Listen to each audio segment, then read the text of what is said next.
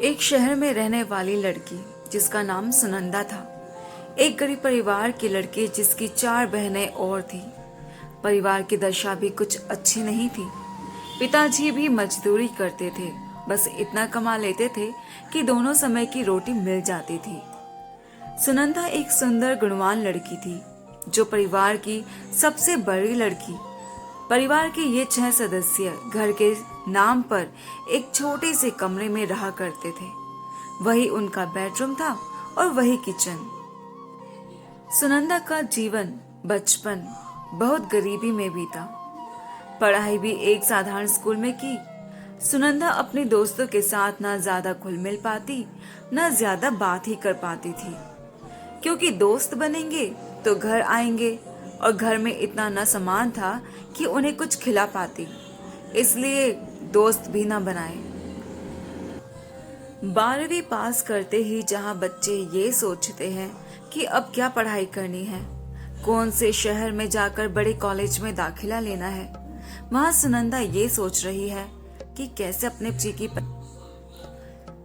भाग्य से सुनंदा को एक स्कूल में नौकरी मिल गई और वो कुछ पैसे कमाने लगी। जहां बाकी बच्चे जीवन का कॉलेज लाइफ का आनंद ले रहे थे, वहां सुनंदा प्राइवेट ग्रेजुएशन करते हुए नौकरी कर रही थी। सुनंदा के गिने चुने दोस्त थे, पर सच्चे थे। उसे रिश्तों की कद्र थी, क्योंकि उसने जीवन को बहुत नजदीक से देखा था। सुनंदा जवान हुई तो माता पिता को उसकी शादी की फिक्र हुई। कई लड़के देखे गए, पर इतना पैसा नहीं था जो अच्छा दहेज दे पाते, क्योंकि हमारे समाज में चाहे लड़का 10वीं पास ही क्यों ना हो, पर शादी के समय वो अमूल्य हो जाता है, जैसे कोई IAS अफसर हो। सुनंदा के पिताजी के पास इतना पैसा न था। तभी पड़ोस की एक महिला ने एक रिश्ता बताया। हर माँ बाप यही चाहते हैं कि हमारी बेटी जिस घर में जाए खुशी से रहे। ऐसा ही भाव सुनंदा के माता पिता का था। उन्होंने लड़के के बारे में पता किया, पर थोड़ा बहुत ही पता चल पाया। लड़का दिखने में सुंदर था और अच्छा कमाता था, तो सुनंदा के माता पिता शादी के लिए तैयार हो गए। भला सुनंदा से कौन पूछने वाला था कि उसे लड़का कैसा लगा, जो उससे उम्र में 10 साल बड़ा हो। सुनंदा भी क्या करती, माता पिता की खुशी के लिए वो भी शादी के लिए तैयार हो गई। शादी हुई, सुनंदा अपने ससुराल आई। सब अच्छा था। वो घर का सारा काम करती, अपनी सास ससुर की सेवा करती। उसने सभी चीजें संभालना शुरू कर दिया। पतिदेव सुबह ही निकल जाते और देर रात घर वापस आते। सुनंदा, आपको घर आने में बहुत देर हो जाती है। पति, हाँ, काफी काम रहता है। सुनंदा, कोई बात नहीं, काम भी जरूरी है। आप हाथ मुंह धो लीजिए, मैं खाना लगा देती हूँ। पति, जरूरत नहीं है, मैं खाकर आया हूँ। और वो सोने चला गया। उसने एक बार भी नहीं पूछा कि सुनंदा, तुमने खाना खाया या मेरे इंतजार में अभी तक भूखी बैठी हो। ऐसा बर्ताव देखकर सुनंदा की भी भूख उड़ गई। वो इस इंतजार में थी कि उसके साथ ही खाना खाऊंगी। अरेंज मैरिज में शुरू में थोड़ी हिचक तो होती ही है, जिसकी वजह से सुनंदा की अपने पति से कुछ खास बात भी ना हुई। उसने सोचा इसी बहाने दोनों साथ में बैठकर खाना खाएंगे और कुछ बातें भी हो जाएंगी, लेकिन ऐसा हुआ नहीं। सुनंदा की नींद हवा के झोंके की तरह खो गई। शादी के बाद जहां जीवन नई उमंगों से भर जाता है, चांद और भी हसीन लगने लगता है, वहां सुनंदा अकेले बैठी सोचती है कि शादी को आज 1 महीना हो गया और इन्होंने मेरी तरफ एक बार भी प्रेम भरी आंखों से ना देखा, ना एक बार भी मेरा हालचाल जानना चाहा। एक लड़की को जो प्रेम भरा आलिंगन चाहिए होता है अपने प्रीतम से, वो भी नसीब ना हुआ। जाने क्यों ये मुझे अपनी पत्नी की नजर से नहीं देखते।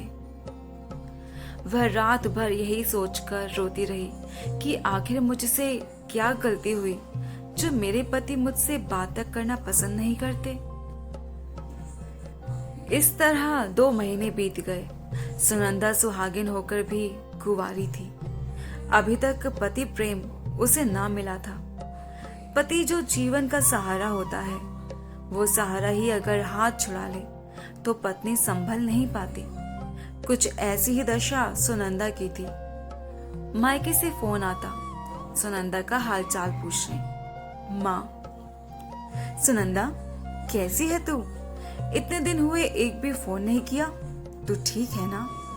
सुनंदा, हाँ माँ, मैं अच्छी हूँ।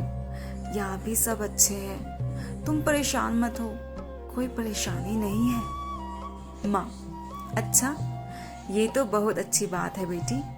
और दामाद जी कैसे हैं? तेरा ध्यान तो रखते हैं ना? सुनंदा, वो भी अच्छे हैं माँ, मेरा बहुत ध्यान रखते हैं। तुम चिंता मत करो और अपना ध्यान रखो। इतना बोलते ही सुनंदा की आंखों में आंसू आ गए। हिचकते हुए बोली,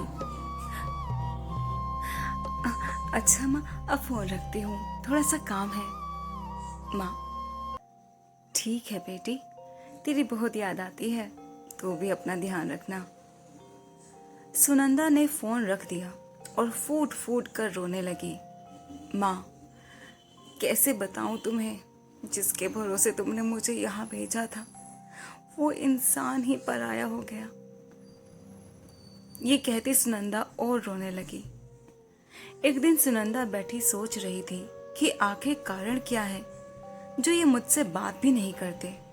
पति के ऑफिस के लिए निकलते ही सुनंदा भी पीछे पीछे हो ली।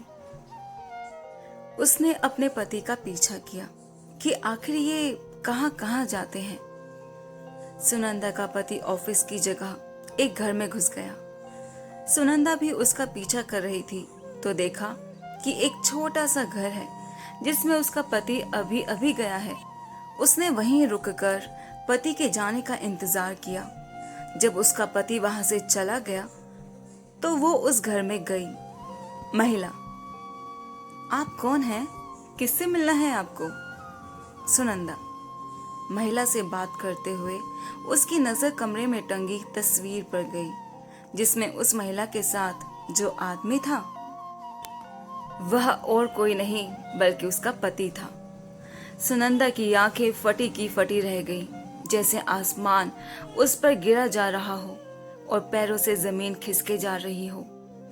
सुनंदा बोली, ये तस्वीर में जो आदमी है वो कौन है? महिला, ये मेरे पति हैं। इतने में ही अंदर से बच्चे के रोने की आवाज आई। सुनंदा बोली, ये किसका बच्चा रो रहा है? महिला, ये मेरा ही बच्चा है। सुनंदा का कलेजा चीरे जा रहा था। आंखों के सामने अंधेरा छा रहा था। समझ नहीं आ रहा था कि ये क्या हो रहा है। मुझे इतना बड़ा धोखा दिया। यह कहकर रोने लगी और अपने किस्मत को कोसने लगी। हे भगवान, ये किन कर्मों की सजा मुझे मिल रही है? इतना बड़ा धोखा। अब मैं क्या करूं? कहां जाऊं? माँ से क्या कहूंगी कि जिस इंसान पर उन्होंने भरोसा करके अपने दिल के टुकड़े को उनके हाथ में सौंपा था वो धोखेबाज निकला। सुनंदा रोती हुई घर वापस आई और पति से या किसी से भी कुछ ना कहा। अगले दिन अपने पिताजी को फोन करके कहा, पिताजी, घर की बहुत याद आ रही है, क्या आप मुझे लेने आ सकते हैं? पिताजी ने कहा, हाँ बेटी, इसमें पूछने वाली क्या बात है, मैं कल ही आता हूँ तुझे लेने। और सुनंदा अपने मायके चली गई। मायके आकर वो बुझी बुझी सी रहती।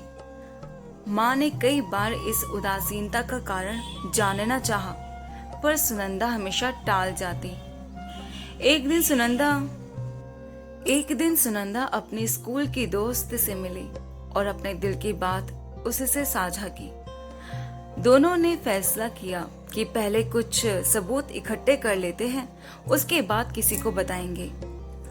दोनों ने जब पता किया तब पता चला कि वो औरत जो उसकी पहली पत्नी थी, दरअसल में उसके घर की नौकरानी थी, जिससे सुनंदा के पति को प्यार हो गया था। लेकिन खानदान की इज्जत के कारण लड़के के माता पिता नहीं माने थे और उसको धमकी दी कि तुम ऐसा ख्याल भी अपने दिमाग में मत लाना। लेकिन प्यार तो अंधा होता है, उसे अपने सामने कोई दूसरा नजर कहाँ आता है। अपने घर वालों के खिलाफ जाकर उन दोनों ने कोर्ट मैरिज कर ली। घर वालों को पता चला तो उन्होंने उस नौकरानी को स्वीकार दिया। इसलिए सुनंदा के पति ने अलग से उसके लिए एक घर ले रखा था, जिसके बारे में किसी को कोई खबर न थी। जब ये बात सुनंदा को पता चली तो सारी पहेलियां सुलझ गई कि क्यों उसका पति उससे बात नहीं करता था, क्यों उसकी चिंता नहीं करता था, क्यों शादी के बाद इतने दिनों तक उसने उसको छुआ तक नहीं था। वो विवाहित होकर भी कुंवारी थी। अब क्या बाकी था? सुनंदा ने सारी बात अपने माता पिता को बता दी। उनके तो जैसे पैरों के नीचे से जमीन खिसक गई हो। समझ न आ रहा था कि अब क्या करें। अंत में दोनों का डाइवोर्स हो गया। दोनों के रास्ते अलग हो गए। सुनंदा को लोगों के खूब ताने सुनने पड़ते थे, जैसे तो क्या हुआ, पहली पत्नी थी तो थोड़ा एडजस्ट कर लेती। कुछ कहते अरे डाइवोर्स क्यों ले लिया, सुलह कर लेती। अब बताओ कौन शादी करेगा तुमसे। कुछ कहती अरे जिंदगी भर का कलंक लग गया है, अब पता नहीं क्या होगा। ये सब सुनकर सुनंदा टूटने लगी, पर उसके घर वालों ने, दोस्तों ने उसे संभाला। सुनंदा जिंदगी में आगे बढ़ी। उसने फिर अपनी पुरानी वाली नौकरी शुरू कर दी। धीरे धीरे सब ठीक होने लगा। कई साल बाद उसे एक लड़का मिला सोशल मीडिया पर। वो दोनों दोस्त बने, कुछ और अच्छे दोस्त बने। वो लड़का सुनंदा को पसंद करने लगा और शादी भी करना चाहता था, पर सुनंदा कुछ न कहती। सुनंदा को डर था कि अगर मैंने इसे बताया कि मेरी शादी हो चुकी है और डाइवोर्स भी हो चुका है, तो ये मुझसे दोस्ती भी तोड़ देगा। इस डर से उसने कभी दोस्ती के आगे कोई बात नहीं की। सुनंदा के जीवन की कली खिलने से पहले ही टूटकर गिर गई। इतनी कम उम्र में उसे बड़ी उम्र के लड़कों के रिश्ते आते, किसी के बच्चे होते, कोई कम पढ़ा लिखा होता। दूसरी ओर सुनंदा पोस्ट ग्रेजुएट लड़की जो नौकरी करके अच्छा कमाती थी, सुंदर के साथ गुणवान थी। हाय री किस्मत, ये कैसा अन्याय। इस फूल सी लड़की के जीवन में इतने कांटे। क्या कभी उसको उसके मनचाहा लड़का मिलेगा, जीवन साथी मिलेगा? कहानी अच्छी लगी हो तो लाइक एंड सब्सक्राइब जरूर करें, ताकि आप नई नई कहानियां सुन सकें।